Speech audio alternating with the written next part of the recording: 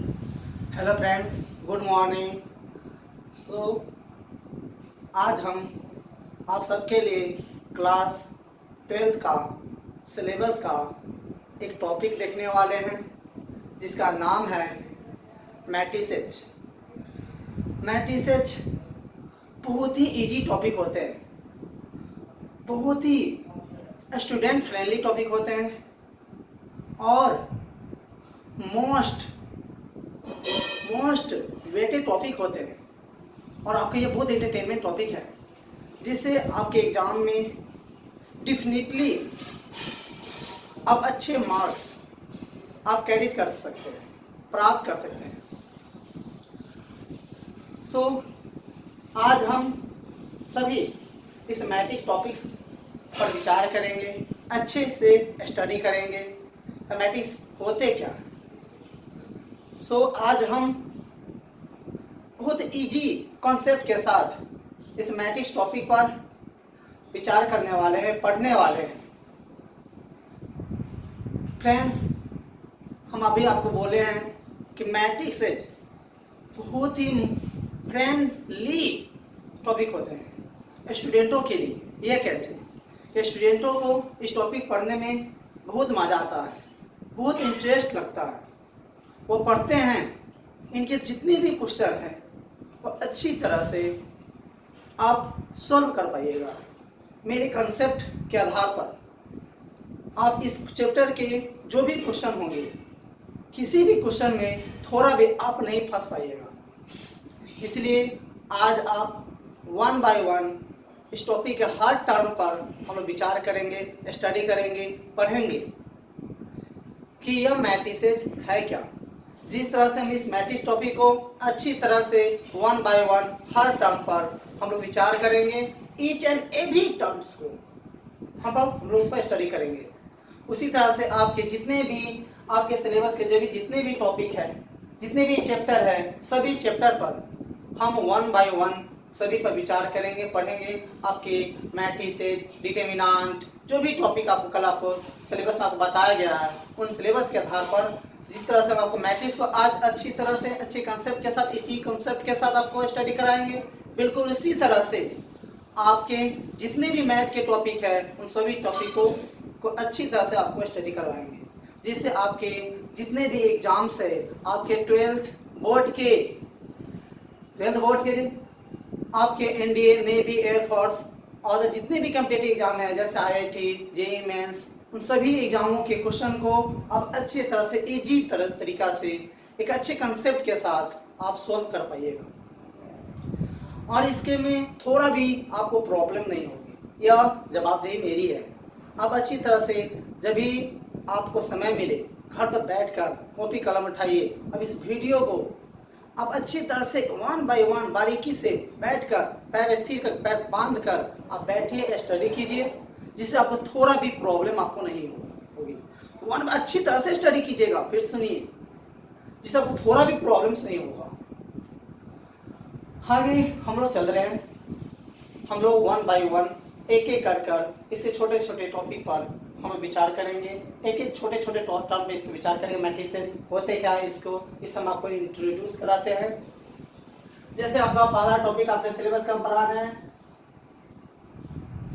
Matrices.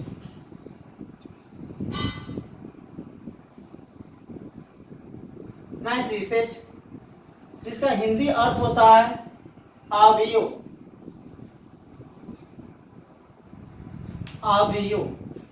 यह आपका matrices topic है। इस मैट्रिसेज टॉपिक में पहले हम इस टॉपिक को पढ़ने से पहले हम यह थोड़ा जानते हैं। जैसे आप लोग बच्चे में आप अपने गांव में देखे होइएगा, जैसे हम लोग के गांव में आम के वृक्ष लगाए जाते हैं, जैसे आपके बहुत सारे फसल जो उगाए जाते हैं, जैसे रो और कॉलम के रूप में उसके अरेंज करके लगाए जाते हैं। जैसे आप देखे होइएगा आम के भी वृक्ष भी ऐसे इस रो में ऐसे इस लाइनिंग बाय लाइनिंग आपको क्या क्या सजाया जाता है। ऐसे जो लाइनिंग होते हैं, इस लाइनिंग को हम लोग कंप्यूटर के लैंग्वेज में हम लोग रो कहते हैं। क्या कहते हैं? रो कहते हैं। और ऐसे जो लाइनिंग आप अपने कॉपी में भी देखे होइएगा, ऐसे लाइनिंग को आप रो कहते हैं। और ऐसे जो लाइनिंग जो ऐसे लाइनिंग उसको हम लोग हॉरिजॉन्टल रो कहते हैं। और इसी हॉरिजॉन्टल रो को हम लोग यहाँ पर रो करते हैं। यहाँ पर ऐसे जो लाइनिंग होते हैं, इस लाइनिंग को हम लोग कॉलम कहते हैं। जो जैसे हम आप सभी खड़े होते हैं, वर्टिकल होते हैं, 90 डिग्री पर खड़े होते हैं। इसी 90 डिग्री पर खड़े होने के कारण ऐसे लाइनिंग को हम लोग क्या कहते हैं, कॉलम कहते हैं। तो रो ऐसे लिखने की प्रोसेस को हम लोग रो कहते हैं, और ऐसे लिखने की तरीका को हम लोग कॉलम कहते हैं। तो रो और कॉलम आप समझ गए कि रो और कॉलम है क्या। अब इससे आगे हम लोग बढ़ते हैं। जैसे हम आपको कुछ एलिमेंट्स लिखते हैं, जैसे आप लिखते हैं 2 3 4 5 6 -1, हम ये लिख दिए। अब ये लिखे हैं तो ये एलिमेंट्स देखिए 2 रो में आपको अरेंज किया गया है, और इसमें कॉलम कितने हैं, 1 2 3, 2 रो और 3 कॉलम्स, 2 रो और 3 कॉलम में इसको अरेंज किया गया है। और इसी एलिमेंटों को आप क्या कीजिए, ऐसे साइन के अंतर्गत अगर आप इसको रख देते हैं तो इस साइन के अंतर्गत लिखने की प्रोसेस को, तरीका को हम लोग मैट्रिक्स कहते हैं। अब इसमें देखिए 2 रो है और 3 कॉलम्स है, तो ये 2 रो 3 कॉलम्स को एक नाम दिया गया है। इसको ऐसे हम लोग लिखते हैं 2 क्रॉस 3, मतलब 2 बाई 3, मतलब इसको हम लोग ऑर्डर कहते हैं। इसे हम लोग मैट्रिक्स का ऑर्डर कहते हैं। इस नाम से ये जाना जाता है मैट्रिक्स कि 2 बाई 3, मतलब 2 बाई 3 लिखने का मतलब यह हुआ कि 2 रो, पहले रो कि हम लोग धरती पर खड़े होते हैं, तो धरती में मेरा कैसा होता है, हॉरिजॉन्टल होते हैं, इसलिए पहले रो की प्रधानता होती है। हम लोग उस बाद में हम लोग उस पर खड़े होते हैं। तो आप डिपेंड किस पर है, आप रो पर डिपेंड है, आप हॉरिजॉन्टल सतह पर डिपेंड है। पहले हॉरिजॉन्टल सतह की प्रधानता होगी, उसके बाद आपकी प्रधानता होगी, इसलिए पहले रो, इसके बाद कॉलम आएगा। इसमें 2 रो है, इसलिए 2 यहाँ पे लिखेंगे, और 3 इसमें कॉलम्स है, इसलिए इसमें 3 लिखेंगे। क्रॉस साइन से पहले जो भी होगा उसको हम लोग रो कहेंगे, क्रॉस साइन के बाद जो भी होगा उसको हम लोग कॉलम कहेंगे। मतलब इसे मैट्रिक्स कहते हैं। इसमें 2 रो और 3 कॉलम है।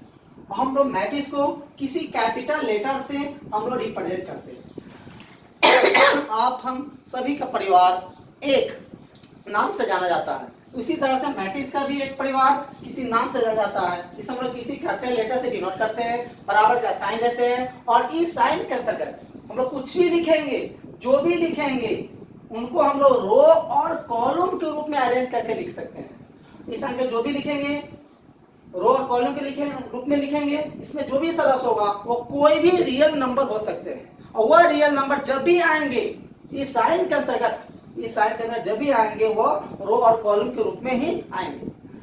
अब यहाँ पर कितने स्टूडेंट 2 क्रॉस 3, 2 बाई 3, इसको कितने स्टूडेंट 6 लिख देता है। 6 आप नहीं लिखोगे बापू। अगर आप 6 लिख देते हो तो इसे यह नहीं पता चलता है कि यहाँ पर 2 क्रॉस 3 के जब 6 लिखते हैं, यह नहीं पता चलता है कि इसमें कितने रो कितने कॉलम है। इसलिए आप कभी भी इसमें आप इसको 6 नहीं लिखिएगा। अगर आप इसमें 6 कितना स्टूडेंट 6 बोले हमें आप लिख दें, कितना स्टूडेंट, इसी को आपको यहाँ पर 3, इसी को आप क्या करेगा 2 क्रॉस 3 तो वैल्यू 6 से होता है, या आप 2 क्रॉस 3 लिखे, कोई कहेगा नहीं, हम इसी को 3 क्रॉस 2 लिख देते हैं। आप इसको 3 क्रॉस 2 भी नहीं लिख सकते हैं, बिकॉज क्योंकि आप देख रहे हैं इसमें 2 ही रो है।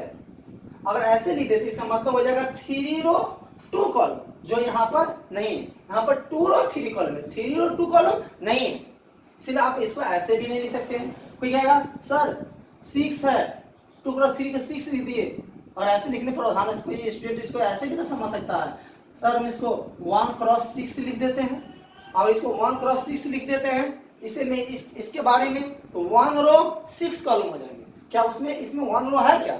नहीं, इसमें 1 रो नहीं है, इसमें 2 रो है। यहाँ ऐसे लिखते तो 1 रो 6 कॉलम हो जाएंगे। तो यहाँ पे कितने हैं 3 कॉलम्स है, तो 1 रो 6 कॉलम आप नहीं लिख सकते हैं। या आप इसको 6 क्रॉस 1 भी नहीं लिख सकते हैं। अगर 6 क्रॉस 1 लिखते हैं इसका मतलब 6 रो 1 कॉलम। क्या 6 रो 1 कॉलम है? नहीं है, 2 रो 3 कॉलम है।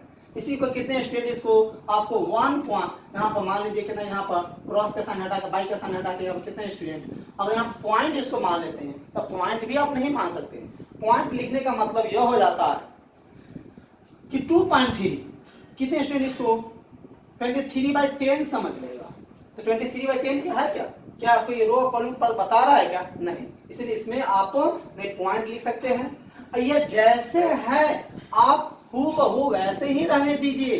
इसको आप बाई का साइन, क्रॉस का साइन दीजिए, और यहाँ पर क्रॉस साइन से पहले जो भी होगा यह इंडिकेट करेगा कि इस साइन के अंतर्गत, मतलब इस साइन के अंदर जो मैट्रिक्स है उसमें कितने रो है, और क्रॉस साइन के बाद वाला यह बताएंगे इसमें कितने कॉलम है।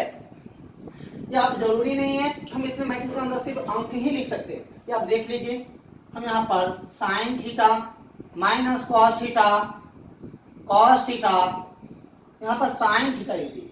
अगर इस एलिमेंट को भी, इस ज्योमेट्रिक फंक्शन एलिमेंट को भी अगर हम क्या करते हैं, इस साइन के अंतर्गत ऐसे अगर रख देते हैं तो यह भी आपका मैट्रिक्स हो जाएगा, जिसमें आपके 2 रो है और 2 कॉलम्स है। इसलिए यहाँ पर हम इसको 2 क्रॉस 2 मतलब 2/2 कर सकते हैं। इसे आप किसी और नाम से आप रिप्रेजेंट कर सकते हैं, जैसे बी से रिप्रेजेंट कर दी। इसमें 2 रो 2 कॉलम्स है।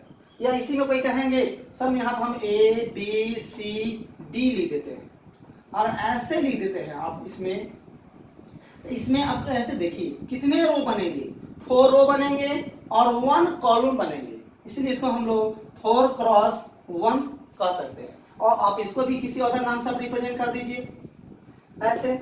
इसमें क्या होगा, 4 रो है 1 कॉलम्स है, 4 रो 1 कॉलम्स। या इसमें आप ऐसे भी लिख सकते हैं, अगर माने सिर्फ 0 ही लिख देते हैं और इसको हम ऐसे में लिख देते हैं, यह भी एक मैट्रिक्स का एलिमेंट है, सदस्य है, जिसके पास एक ही एलिमेंट है। इस साइन के अंदर कुछ भी आएगा, कोई भी रियल नंबर आएगा वो मैट्रिक्स का एलिमेंट कहलाएगा, लेकिन जो भी आएगा आपके रो और कॉलम के रूप में ही उसको सजाकर लिखा जाएगा। जैसे यहाँ पर आपके 1 क्रॉस 1 रो 1 कॉलम है। यह भी एक मैट्रिक्स है, जिसे आप किसी भी और नाम से रिप्रेजेंट कर सकते हैं, डी से भी कर सकते हैं, या किसी से या ओ से भी इसको रिप्रेजेंट कर सकते हैं। या देखिए हम यहाँ लिखते हैं A E I O U, अगर ऐसे लिख देते हैं और इसको भी ऐसे में क्या करते हैं, अरेंज कर देते हैं। इसमें कितने रो है आप देखिए अच्छी तरह से, 1 रो है, कितने कॉलम है, 1 2 3 4 5 कॉलम है। इसका मतलब हुआ 1 क्रॉस 5, 1 रो 5 कॉलम्स। इसे भी आप किसी नाम से रिप्रेजेंट कर दीजिए, जैसे आप ई नाम से रिप्रेजेंट कर दीजिए, या जरूरी नहीं, जो नाम देना चाहते हैं आप उस नाम से आप इसको रिप्रेजेंट कर सकते हैं। जैसे आप देखे हैं इस साइन के अंतर्गत हम कोई भी हम लोग रियल नंबर ले सकते हैं, कोई भी अल्फाबेट लेटर ले सकते हैं, कोई भी टिगो फंक्शन ले सकते हैं। या आप ऐसे भी कहेंगे सर ऐसे नहीं ले सकते हैं क्या, 1.6 2 -1 1/2 3/4 √2, क्या ये एलिमेंट नहीं आ सकते हैं? हाँ आ सकते हैं। अब कोई भी एलिमेंट इस साइन के अंदर आप रख सकते हैं, लेकिन जो भी एलिमेंट रखते हैं उसको आप रो और कॉलम के रूप में आप अरेंज कर सकते हैं। अगर आप रो और कॉलम के रूप में अरेंज नहीं करते हैं तो मैट्रिक्स का सदस्य वो नहीं कहलाएगा और मैट्रिक्स नहीं कहलाएगा। जब भी लिखिएगा इसको तो रो और कॉलम के रूप में लिख सकते हैं। अब इसमें बाबू कॉमा देने की प्रक्रिया नहीं है, कोई भी सदस्य लिखिएगा इसमें कॉमा आप नहीं दीजिएगा, ऐसा मैट्रिक्स को नहीं लिखा जाता है। मैट्रिक्स के एलिमेंट को इस रूप में नहीं लिखा जाता है कॉमा देकर। अब यहाँ पर आया डिफिनीशन के बारे में। मैट्रिक्स का डिफिनीशन क्या होना चाहिए, आप खुद से डिसाइड कीजिए मैट्रिक्स का डिफिनीशन क्या होनी चाहिए। आप देखिए इस साइन के अंतर्गत आप रियल नंबर भी देखे हैं, अल्फाबेट लेटर भी देखे हैं, टिगो फंक्शन भी देखे हैं, आप रेशनल नंबर भी देखे हैं। इसका मतलब यह होगा मैट्रिक्स है क्या, आप डिफिनेशन तय कीजिए। आप यह जो बॉक्स देख रहे हैं यह एक रेक्टेंगल बॉक्स है।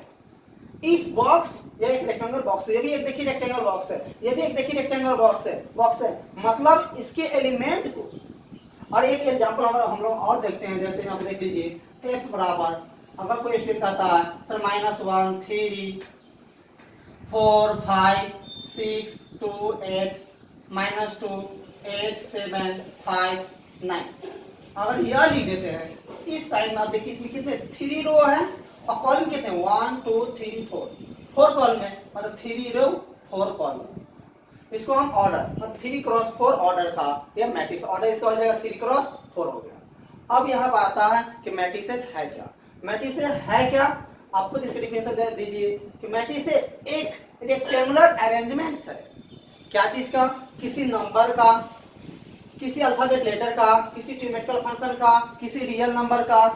क्या है? एक रेक्टेंगुलर अरेंजमेंट्स है जिस एलिमेंट को हम ई साइन के रूप में, हम लोग रो और कॉलम के रूप में इसको क्या करते हैं? अरेंज करते हैं। तो इसका डिफिनेशन क्या होना चाहिए मैट्रिक्स का? Any rectangular arrangements of real numbers, alphabet letters, trigonometrical function etc in the form of row and column is called matrices. Matrices आप ये देख रहे हैं, ये मैट्रिक्स का प्लुरल है। मैट्रिक्स MATRIX, मैट्रिक्स मतलब